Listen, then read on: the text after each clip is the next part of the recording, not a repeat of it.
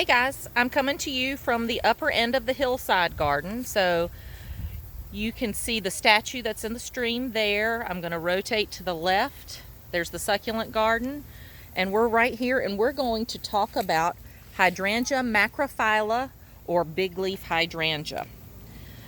The leaf arrangement is opposite. The leaf form is simple and the leaf margin is serrated. So I think you can see the opposite pairing. Definitely you can see the big fat buds at the edge of the petiole there, so you know that it's simple, and then a coarsely serrated margin.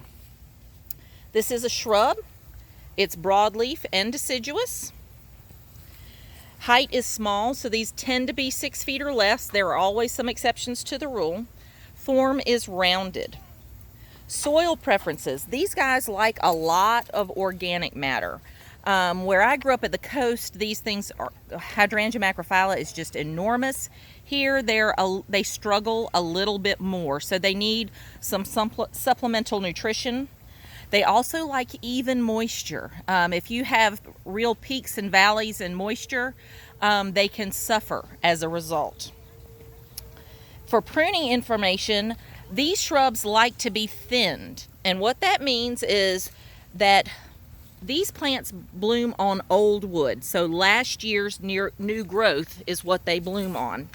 And so by thinning, Reese is going to help me, lots of times you're going to remove the older, less vigorous canes.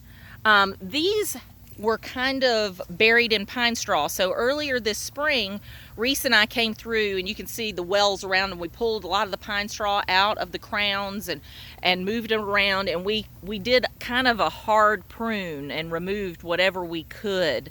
And I probably, on a normal year, I would leave what's going to bloom next year is usually what's supple and green right now. You're going to have less vigor on these woody stems. But because these were in such disrepair, if you will, and I'm trying to kind of bolster them up, I may not give them a hard thinning pruning this year. I may this fall give them a good dose of lime, some regular fertilizer, and then see next winter where we're at. But when you do the thinning pruning, it's usually done in late winter or early spring.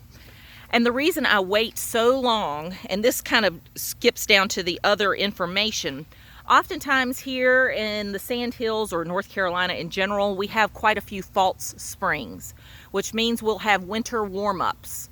So, you know, it's not uncommon to have a couple of days in January that are in the 70s. And so what happens when we have those false springs is that the terminal buds on these naked stems or naked canes start to swell and start to enlarge, because they say, hey, spring's here, let's start growing. And then Mother Nature will drop the hammer and the cold will resume. And so when that happens, those terminal buds get burnt. And so it can actually impact your blooms, because that's where those flower buds want to come, is right off those terminals. See how this flower bud is? And so that's in my career, that's one of the most common questions I've gotten, is about why aren't my hydrangeas blooming? Because we love them. And all I can say is that this plant does better when it has more uniform cold winter temperatures. So for growth rate, rapid. For exposure to light, partial to shade. These will wither in the bright sun. Landscape uses. It's not my favorite for a foundation planting, but I do see it used that way a lot. Groupings and masses. That's where you get your biggest effect. Naturalized setting, shrub border, and even container garden. The flowers are showy in the summer. Most often here, we're going to find them in shades of blue, but there's blue, pink, purple, and there are even some whites. The pink and the blue can be affected by the amount of aluminum that's in the soil. So I believe it's aluminum. Now that I've said that, I'm second guessing myself. But that you can mitigate to try and adapt them. But that being said, some of the whites and the purples are cultivar specific. They are not affected by any nutrients in the soil. Fruit is insignificant, autumn color not applicable, leaf texture is coarse, no real great notable bark characteristics.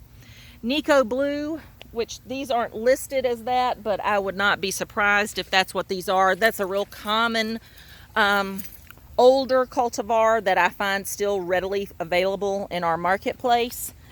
But when we talk about them, this is what the mop head, this is your traditional hydrangea blossom. There are some lace caps.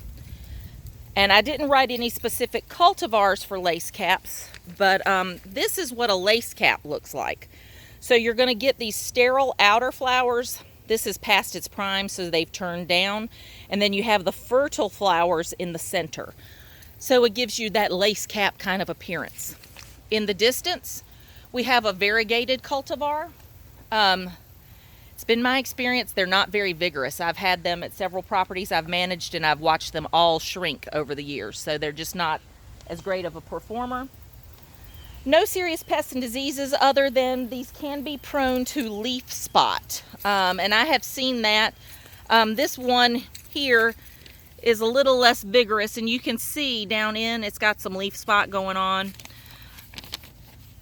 Not a North Carolina native, not a U.S. native, not invasive. It is moderately salt tolerant. Just recently, over the summer, I went to the Elizabethan Gardens in Manteo, which abuts the Roanoke Sound. They have vast sweeps of hydrangea, and they're all performing well. So there's definitely salt air in Manteo. Durr, page 503. And then we're here in the hillside garden. So these are your traditional macrophyllas or mophead or big leaf hydrangeas. These bloom once, as I said, in summer. Typically around the end of June is when I think about it, but just this summer I planted these guys, and these are a relatively new invention, if you will. These are part of the Endless Summer series, and their cultivar name leaves me right now. I've got it on my desk. But the difference with these is that these continually bloom. I have not deadheaded these to try and promote them to bloom more, but instead of just blooming for one big show, they will actually have subsequent blooms that emerge throughout the season. These are all a little past their prime, but aren't they really a cool deep purple? And look at that deep purple stem. So I'm excited to watch these and see how they improve. I did amend this zone with a couple of big buckets of compost to help give them a good foundation. So I just wanted to point those out. Endless Summer is very, very popular in the marketplace.